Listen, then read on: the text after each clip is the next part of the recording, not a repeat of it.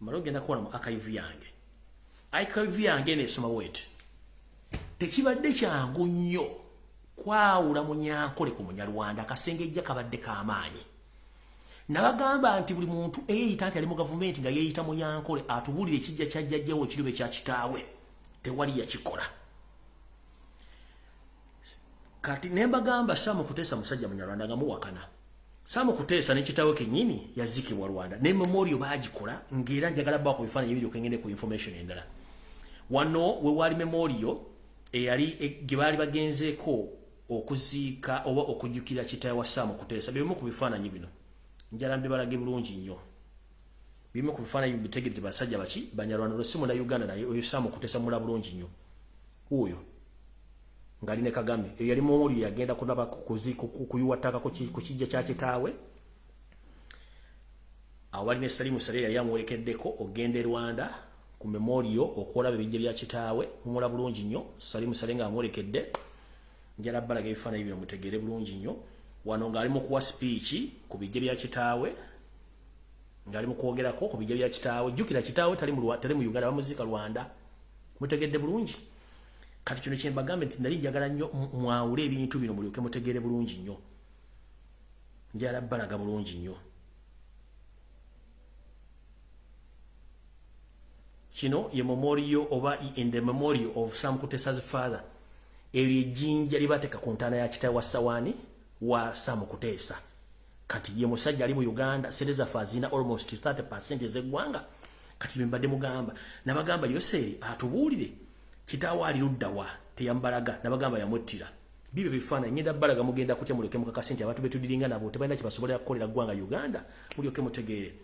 Wano nno ng'awa respect eri kitaawe ku ntaana ye gye bamuziika e Rwanda. Mujja kutegeera ensi lwaki enkoko terya kyaggulo. Mumula bulungi ne mukazi we ne Salimu Sale ne Kagame wuli wali ng'awa ekitiibwa ku ntaana ya kitaawe. Mwene mu Uganda sereza bazibba zizimba Rwanda. Zizo ali ku ntaana ya kitaawe yo Sam Kutesa oli Salimu Sale ono Kagame ndoza mukira bulungi nnyo oyo Kagame ono Sam Kutesa ne bawo oli Salimu Sale ndoza mbira bulungi nnyo ali Rwanda. Nene bajje ne bagamba banda Uganda nga ne kitaawe kennyini aliwa Rwanda yiyo ku ntaana ku memorial. Mukira bulungi nnyo mwezo gante kitagala kimala yiyo. Mukitegedde bulungi. Yensonga lwaki buli gwobuuza tulage kitaawe tasobola mukulaga abali mu kufuga eggwanga Uganda. Naye njagala kubuuza economic activities ki Rwanda zerina gye tumutamati IMF mu banja ng'alina skyscrapers alina amasomero agali ku international level abasirikale be abapoliisi basula mu apartments ezi self contained nga mu bana Uganda abapoliisi mukyasula mu container ezalekebwawo Idi Amin Dada oba ezalekebwa abakolone. Njagala ombulya mu Rwanda waliyo kampuni ezitwala abaana ku kyeyo gwali Uganda ali mu Dubai ali Saudi Arabia ali ludawa. Abanyarwanda muri mugedi abanyarwanda bava mu SFC babawandika ku Jababega. Abanyarwanda oligino mu Rwanda teri kampuni zitwala abaana. Kampuni zisinga okutwala abaana zibajja mu Uganda with ekigendererwa ekyokujja ennamba y'abaana b'obuwala mu Uganda babatwala ebweru abalenzi babenga tebakyasobola kuzaala kye tuyita production nga tewali production activities yonna egenda maaso y'okuzaala okwongera ku ggwanga. Bonga bongera okuyingiza abantu be mu Uganda. Kati sente zammwe ezisayiningibwa ezitekebwa mu budget ya Uganda nabaga ebitundu 5 bizimba Rwanda.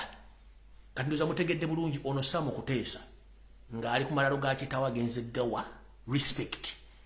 Kati gwe njala kubuuza ng'oggyeko Abanyarwanda balina passport za Uganda abali mu wanga gye muli nabwe mugati bana Uganda. Njagala ombulyo kampuni emu esindika abaana e Rwanda nga ebatwala kukola mirimu mu media obwa sikaali. Njala ogimbulireyo biri mu Uganda era ne muziba amaaso nga temusobola kulaba. Abanyarwanda mu leboloza tebanyarwanda abo bonna bambega ba iso abali mu Middle East abali mu mawuyumba bali ku wasikaali. Abanyarwanda oligino tebafuluma ggwanga lyabwe lya Banyarwanda. N'abaana abo bali mulaba etunda ku nguudo kuno abeetunda bonna bambega bajja kubega. Naye nga jjukira ensi y'Abannayuganda gensonga lwaki n'ekitongole ekiwandiika endagamuntu akikulira mu ki Munyarwanda. Genda mu kitongole kigaba passport abaliyo baki bonna.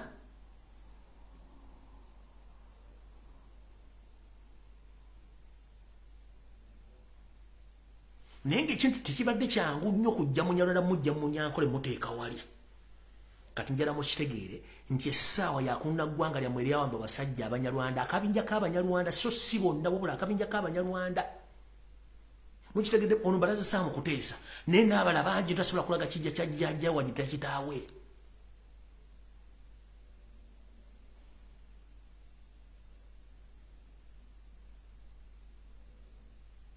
abanyarwanda tebafuna asayiraamu kubanga ensi yaabwe eteredde nga muddaawo muwoza simedi kibiki ekyondooza nkimaze kangere ku information endala ngere ku information endala yoke tugende bulungi maaso nabagenda muntagingira wano abantu bangi bangambye omusajja tetumuwabudde yes tetugenda muwabudde naye njala muwoninga mukulu Frank Gashumba wonna woli eno message njagala egende erigwe ebigambo by'otambula oyogera ku bantu bikomye naddako Kyagulanyi Center munange nakugamba obeeranga ku TV ojjanga n'obujulizi ng'ogenda okwogera wagambye nti nvuma nnyo abakulembeze ne bannaddiini n'abantu ne mbatyobola njagala oleeteyo video nga nze mpe mu luba nvuma nze sivuma njogera mazima ge gakuluma 1% ninga simo 1% wambizi weebale nnyo ssebo munnange kuba mmanyi musinga okuwoomera mu Uganda ate ya bbeeyi solowooza nti kyasi kintu kiri awo kyamuzanyo weebale nnyo balire naye njala kugamba mu buwombeefu njagala okule ozanye ebyobufuzi byotegeera obulungi otategeera biveemu naye nga nkuwoninga omuliro gusembayo weesonyiwe Kyagulanyi nze oli waddebo okujjukirako byoyagala weesonyiwe Kyagulanyi weesonyiwe bannayuganda balina ennaku yaabwe kuba gwe ofuna ssente okuva mu state n'okola ebintu bino naye kati njala kulaga ebifaananyi bino otegeere nti nakunoonyerezaako lwakuba nti abantu baŋŋambye nkwesonyiwe era ngenda kwesonyiwe njala kusooka kukuwa ekizampeeno lyoka otegeere nti nkumanyi n'ebikolobero byo bw'onoddamu okujja okwasama ojja kuwulira bulungi bw'onoddamu okujja okwasama omukyala mmanyi kuba kuno kwoli omukyala wamuyita Lilian Mukasa omumanyi bulungi Lilian Mukasa kasitudenti omumanyi ufaane babikuwe bamuyita Lilian Mukasa oyo bamuyita Lilian Mukasa omulaba bulungi nnyo omukyala oyo omanyi kyewakola omanyi nti n'obujulizi weebuli obulaga nti omukyala ono yali mufumbo n'ogenda mu makaage n'okola n'omukolako ebyensonyi video gye ziri tuzirina oba bazirina omukyala ono yali yeeberera mu makaage amateeketeke obulungi n'omusendasenda ng'oyagala mujjako nsimbi naye unfortunate wamala kyewali odiringa nakyo omukyala ono obutambi ne bikwatibwa nga weegadanga naye omukyala ono wennamugongo yaliko omuganzi w'omwami Isaabirye ono abeera manager nnyo wa TV waki omukyala ono gwe bayita Lilian Mukasa ndowooza weegendereze nnyo lekera okumanyira abantu information engirina wuuyo bamuyita Lilian Mukasa omulabye bw'oba oyagala ettabu obutambi bufulume ensi ekutamoddoke ddamu omanyira Kyagulanyi Center mu information tugirina wano bamuyita Lilian Mukasa ndowooza kitegedde bulungi nnyo saagala era njagadde kuwoninga omulundi ogusembayo weesonyiwe Kyagulanyi weesonyiwe abantu b'enkyukakyuka bamuyita Lilian Mukasa ndowooza omutegedde mukyala wennamugongo obutambi gye buli nga weegadanga n'omukyala ono naye nga omukyala mufumbo ng'omufudde simatuwa yayagala ensimbi wuuyo Lilian Mukasa okitegedde kati kyekugamba lekera okumanyira abantu bw'onyigiriza ennyo ennyindo gireeta omusaayi bw'oddamu okumanyira Kyagulanyi okutuuka ewala nga by'omwogerako mafuukuule nja kuwalirizibwa oteekamu ensimbi empya n'enkadde nfune obutambi buno mbute lwojja okutegeera nti ensi nkambwe ate okulabula okusembayo gweoyinza okulooza nti Museveni akozesa naye bagenda kumala bakojjewo tetwandyagadde oveewo naye kati njala osooka weebuuze genda kugolla Moses oteekemu erinnya lye bayita Frank Gashumba olabe binaavaayo olwoka otegeere nti kyewakoze nawe wandi tekimanyi wano wengambira tuwandikola ekintu okulumya omunowoozika nga muyambe ekkiriza tokyasobola kuddamu okufera muntu ensi yonna ekumanya eggwani ebikolobero bwewakola obufere bw'oliko kati byavudde biri teekamu erinnya Frank Gashumba on Google ojja kutegeera nti erinnya lye walionoonya mu just cheap popularity n'okwagala okumba omusajja atakulinako obuzibu kyekuga nti wandikola ekintu okulumya omuntu n'owuzika nga muyambe ekkiriza nkimanyi kuno ku video kwoli genda oteekemu erinnya lyo kati ku Google olabe bivaayo nze saagadde kuddamu kwogerako kubanga banganya okwogera kubanga nkuleke otamu naye njagadde kuwawoni video gyeriyo n'omukyala Lilian Mukasa wenda mugongo wali ogenze nga smart wire noyagala omukyano muganza obutambi gye nyinimu n'akulikoding obutambi we buli ne bona obwagala ku sino balujja zira tujja buteeka kasitoddamu okumanya no Kyagulanyi Ssentamu ekyo nkigambye njagadde kuwoninga buwonizi before it's too late wesonyiwe kye bayita Kyagulanyi kola mirimu gyo nawoninga ddewo dati ne mugamba va mu bintu by'omwalo n'agaana nawe bino ebifaananyi mbebifuna footage namufunye naye nkugambye woddamu okumanya no Kyagulanyi Ssentamu Lilian Mukasa wenda mugongo omanyi bulungi nnyo byewakola bimanyi footage gyali bakulikodinga mu nju y'omusajja nga wegaddanga omukyalo n'omukyala mufumbo gwe tuwamanya nti bbawe yali ataddemu cameras mweziri mu kisenge wonna wonna ng'amumanyi ng'amaze okutegeera nti wegaddanga n'omukyala we gujja kuddamu manyi no Kyagulanyi mukamusa muge nti omukyala gwe bayita Lilian Mukasa enda mugongo manyi bawe nti wali manyi nti mukyala mufumbo era bamanyi nti ekisenge wegaddangira omukyala emirundi egisukka mu 5 era ng'omugyako ensimbi nti footage waali bamulikodinga wali mu nnyumba atomendi mulimu kamera ezikulikodinga ddamu omanyire ensi fete kulina ku buzibu zanya politics ali machuwa katovude n'ogamba nti bwe balese diversion ya Kizza Besigye n'ogate kati wagira ote Kizza Besigye bamukutte era njalo babuusa nti Kizza Besigye diversion olw'ensonga nti mula media platform zonna ne page bwa government bonna wa iso buvude no posting tradition kuba bagala comeback gye nabagamba ko winche wedde nabagamba mulinde diversion ne ba politicians bagenda kujja mu kijjukira bagamba waliwo diversions ezigenda okujja emu yeeyo bonna yo posting wa iso bwani ne Kagege na jena posting at the moment you see Kagege na yo post at NBS don't ask yourself since when police agenda ku arresting omuntu netegeka media yona ne jangazo na TV radio stations ziwede wezi yao since when it was a proper arranged and planned diversion genda bagamba last week nga tebanansiba ne bagamba waliwo diversion ezigenda okujja bana bafuze bagenda zibera mu libani so don't give time to those people kubanga tebamanyi era we ngambira mwana bya ufuzi yenali mu noop bovembo protecting Kizza Besigye nga tomanyi Kizza Besigye yani nja kukwambala mukowerere nga ndyoke ngende ku nsonga endala okusinzira ku lumbo tuyina fe abawagala enkyukakyuka navaayo wano nenjogera kabijja kabayita G20 akambi ba parliament abali mu kibiina kya National Platform mwenna abalonde wa Uganda nebako moyankubire siwo ne mugamba please you need to explain to the public what is G20 kati mbawo kulabula okusembayo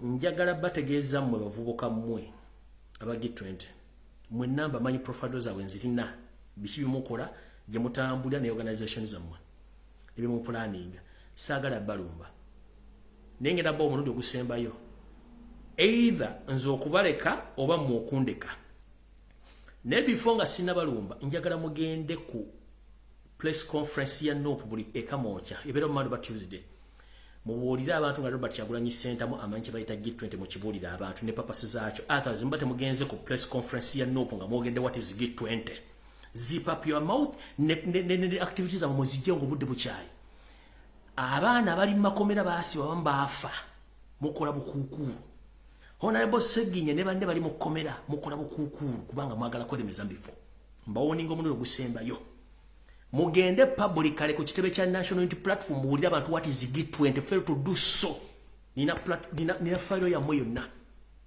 nina file ya mwehuzifu mukibi yigena maaso lwakuba dali na besonyo olamba budde nti nkiddamu G20 mugende mu kinyonyole public nga muli ekamocha if Robert Kyagulanyi Ssentamu takimanyiiko nga temukitadde mu public emission zammwe n'emiting endala bya G20 mbisaze mugo budde bukyali otherwise tugenda kufuna plan B against you atenga we can ekyo nkibabulidde we can don't you think that we are deaf to tulaba we are not blind mugende ekamocha please publicly tell the public that we are G20 tukola kino na kino muleke kutambulira mu bukuku twakowa tulwanyisa minya ebikere bisembera mbabulidde nze sisanga namwe mwe munyegeje mwafuna mwaka lugali ya manyi ga social media manyi ga Robert Kyagulanyi Ssentamu na baana bali makomera abafa kati muzunga mutambula programs za msime who is G20 did we vote G20 here twalonda ko G20 njagala bala bakamo cha press conference nga munyonyola abantu what is G20 ne Robert Kyagulanyi center mu kulembeza of favor tubule G20 ntiajimanyi era ebikulo bya bibanyi bobata bimanyi then tugenda bakuba bukubi kati mwenna tukoye kuba tubamanyi and this is the one to solo kayem as no to this is the warning goes to the MP of Nasana municipality if Shamim Malende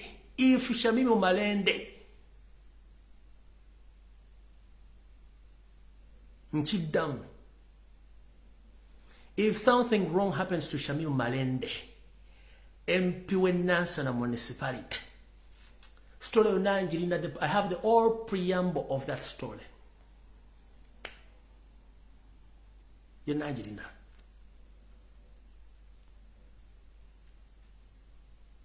Singe chintu chamu chituka ku Shamim Malende. Preamble yo Nigeria, information yo Nigeria.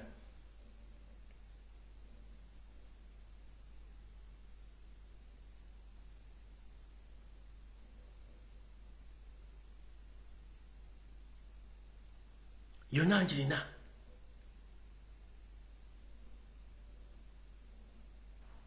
MP wa municipality Nasana ekintu kino bwekituka Shamim Malende wana afa bwaba asigadde nga mulamu it's up to you sagala kumanya era sina kyogera but singa luzingo bulamu bwe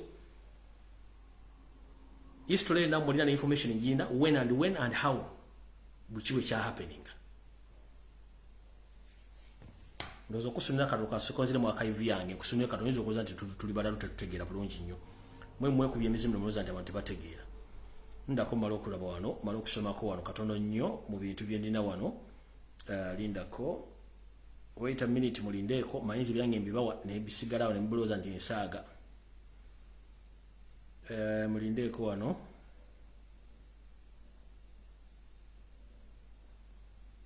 mulindeko katono nnyo wano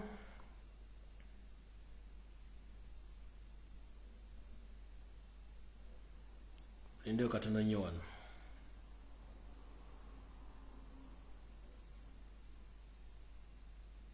yes information yange kyalimu awo nvuddewo mbadde jalategeeza ba G20 go slow Wakayima Musoke byonna byokulambira bamanya ge Wakayima Musoke byonna bimanyi ne gayi baita Frank amanya nkwadde ko lya Frank chemwakola kyonna kati sigere tumbuye chemwakola kyonna ne gayi baita Frank byonna bimanyi mukitegedde bulungi ne kasitafu nze nja kujabulira eggwanga nze mulimu gwe gwakubulira eggwanga nze ndi kiwugulu mbabuulira ekyo nkimaze ekya Frank Gashumba ne mission ye ekirala kati katugende ku nsonga endala bifunga sina maliriza kubanga obudde ndabugenze esemda kikumunenya okay alright Bannayuganda mwenna nga mukyali eyo mukyalowooza kino nakiri nga mbabuulidde nti kibadde kyangu kwawula Munyarwanda eyajja alina enteekateeka y'okusanya eggwanga Uganda n'enteekateeka yaabwe kati njala muwulize kino ekintu kibadde mawuli nti tewali era kyebexplainingire kibategeeza bulungi kandi kibadde mulungi Munnayuganda ng'oli eyo ng'ogenda kwewandiisa okufuna national identification card gye tuyita endagamuntu wuliriza ebintu bino wammanga waliwo akakodyo akagenderere okulembesa Bannayuganda okuddamu ofuna endagamuntu weppona abo bazirina ng'amannya gammwe gawandiikibwa mu bukyamu okubalemesa okufuna endagamuntu akakodyo kali katya baava ne bayisa ekiwandiiko ne bagamba nti buli Munnayuganda yenna alina endagamuntu naye ng'erinnya lyo lyawandiikibwa mu bukyamu okuddamu okutereeza ennangamuntu yo kijja kwetaagisa emitwalo 5 egya Uganda olw'omusiriza $150 ne bagamba nti omuntu okuddamu ofuna endagamuntu oba okwewandiisa mu bupya ziri nga ziweddeko naawe kijja kwetaagisa emitwalo 50 njagala kubuuza Bannayuganda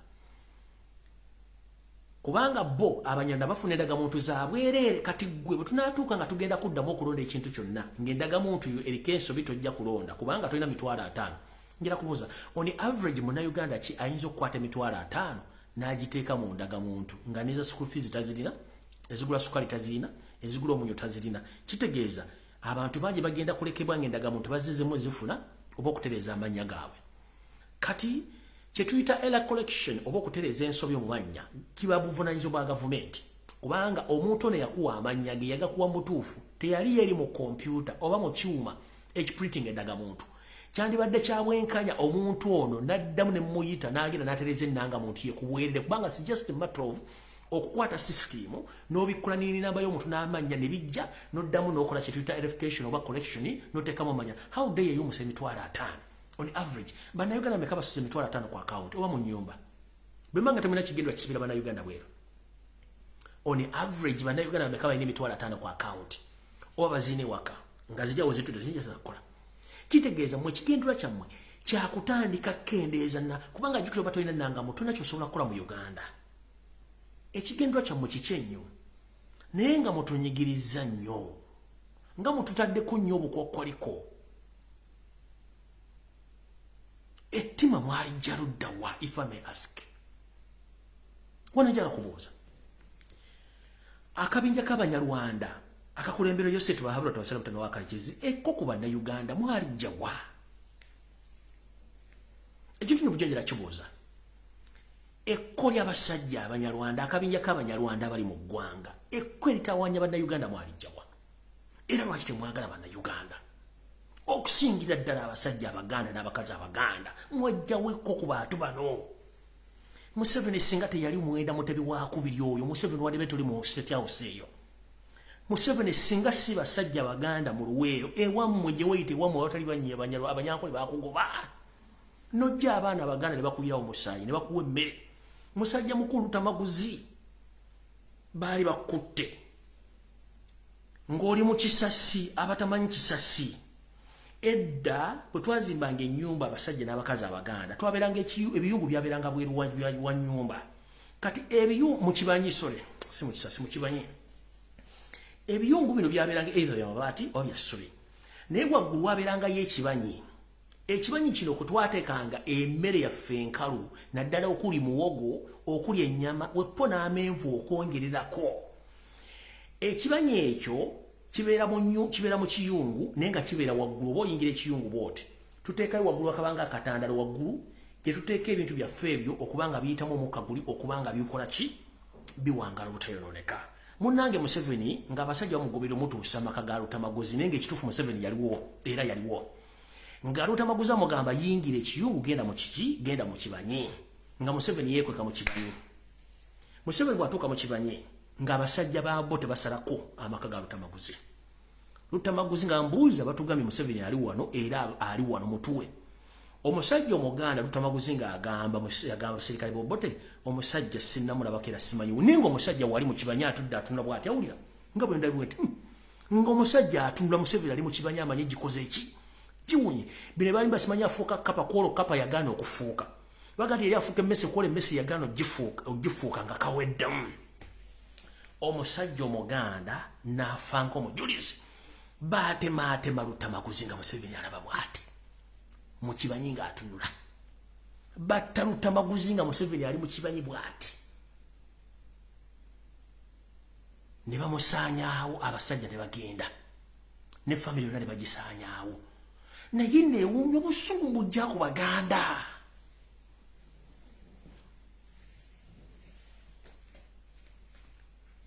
Gono tukonoonyera ombuye omwobutu omutto obusungu bujja ku Lumbuye obusungu bujja ku Muganda omugobe ku ttaka ly'abajjajjaabe kwe yakusenza.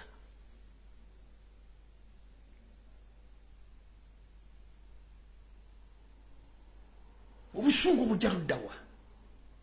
Ffenna tuli baddugavu abalina okuwangalira ku lukalu lw'omuddugavu tufune emirembe tuyagale. Obusungu obujja wa ku bantu banno tukubba tulugunya ossa abaana banno mu makomero nga tebalina musango owessa abasajja Kabaka obutu omutte kubanga gwolina ekigendero kikyo singa teyaliwo wandibadde tovaawo awo singa si Baganda abayonona ensimbi za wandibadde toliiwo nakadajja ne taliiwo wakubira embiimu mu State House mwazimbidde amagulu gyobera nti alina ebiro gyafuna gwe Muhoozi Kanyirupama ali kuno ali mu kulepinga abaana ba Uganda. Singa tebali basajja Baganda boteka makomero kutuluguya wandibadde wolyawo ng'olego tulevu tukulinga ng'otwembuzi sabalaavu mwezi n'embuzi zina buno obulevu buno zino zina amasulubu. Muhoozi njala kubuuza singa teyali Lutamagozi ne Ssaabasajja Kabaka n'Abaganda wandibadde wooli ng'osinika amannyo olego buli bukulinga embuzi sabalaavu. Ettima mulijja ku basajja n'abakazi Abaganda if I may ask ne Bannayuganda.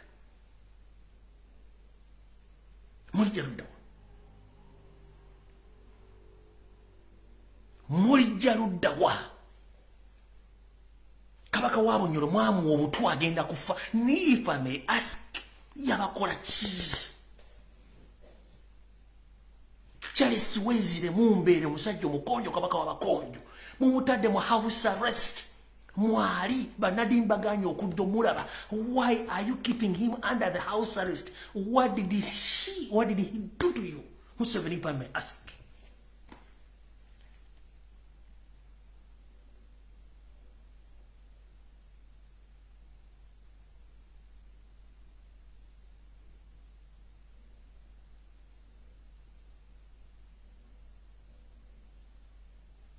video mbadde nkyagino inaendeeza mwagirabye kubanyiza okuba nagidelitins bannaddiini bazze okubuuza oba okuleeta ebbaluwa empandiike bagiwe omumbere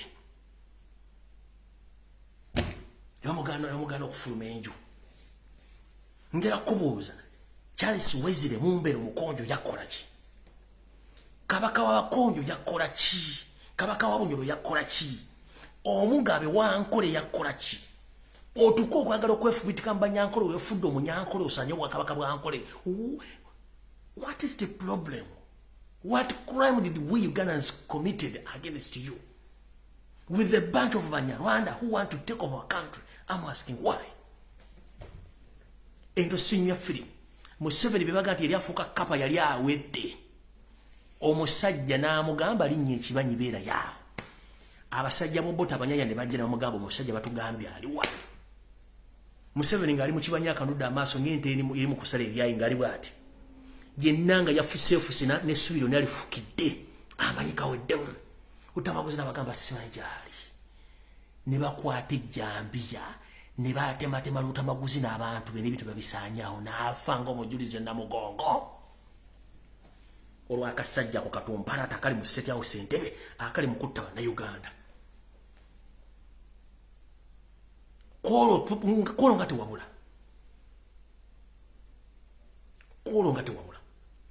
olumbi abasajja Abaganda ne Bannayuganda mu diaspora bawo obutwa for your personal interest ensi tekungulwa ngera kubuuza omanye entaana ya Hitler weri omanye entaana ya Adolf Hitler weri kubikola bere yakola ensi yonna n'afuga keggwanga okumala ennaku efuga kensi okumala ennaku nnya naye omanye entaana ye weri lwaki bw'otula mu ddiiro leti wekuba mu mutima nti ebikolo biri byenkola bisusse kizibu ki what is the problem of the bunch of Banyarwanda who can't appreciate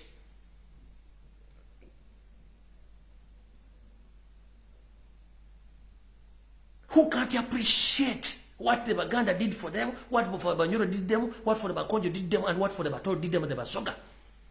But you are there torturing and kill innocent Ugandans. This small bunch of Banyarwanda. Why? Why do you kill people? And you are looking for me, I'm speaking the truth? Because you paid all the media in Uganda, they can't speak anything concerned about the torture in Uganda. Just praying and planning to bring diversion, to divert people from the real information. How dare you? The man was killed in the broad daylight when you were watching. The same people right now you are torturing, you are paying them back in such a way. How dare you? Your daughter that's there watching, your grandkids are there watching, but nothing they can say about that. To your brutality. Imagine a man sacrificed his family for you. Baganda sacrificed themselves and their properties because of you. Now their grandkids are there in prison. Others were buried in mass graves. Why? Here's my question. What did the Ugandans did to you? And what in particular, what did the Baganda do?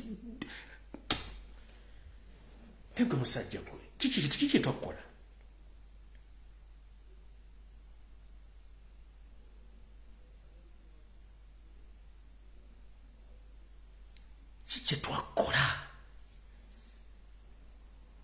Abasajja n'abakazi badduka mu mulembe gw'opote ne bagenda e Bulaaya bali myaka 5 bakoyi baagala kudda ku bijja by'ejjajjaabwe kubanga batya because of just one person, you, Museveni.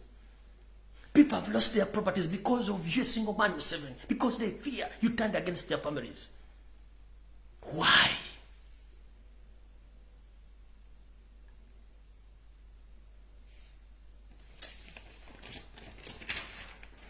n'oli abasajja bakulu bali ku media boogera ebigambo bitakwatagana naye ng'omuntu gwavuma singa teyali ye mwandibadde muliwo mmwe basajja mmwe. Kiza Besigye tuula mu ddiro lyo wali ettaka liwawamba otunulya Abaganda kye bakolera. Kahindo Tafire, sit in your dining and think what the real Ugandans did for you. Museveni oli mu State House Manyonda tula mu ntebe yo ng'oli ku lunaku ezisembayo otunulyewe otandika okutunula omusaayi gw'omwayi weruweru Abaganda babakola ki? Kale kyezikayihura. Not about politicians in Uganda, they are there just enjoying money. But there are some people dying. Katemole sempisa za mwezali musikomuzirese mu public. You've started raping girls. For what? Chiche mutafunye monsimu. Muhozi you can buy prostitute on street as many as you can, but raping a woman is a crime, is a sin. Doni Wanyama, the same to you. Audrey Kurabogo, the same to you.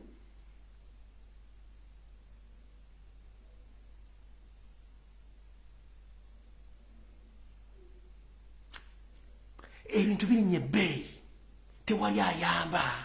Basajja batu bakazi batu banakunkunyedda tebanana kyakulya dde ekyeggulo mupulaninga kutta bantu. Mukama wankumire musole bulungi.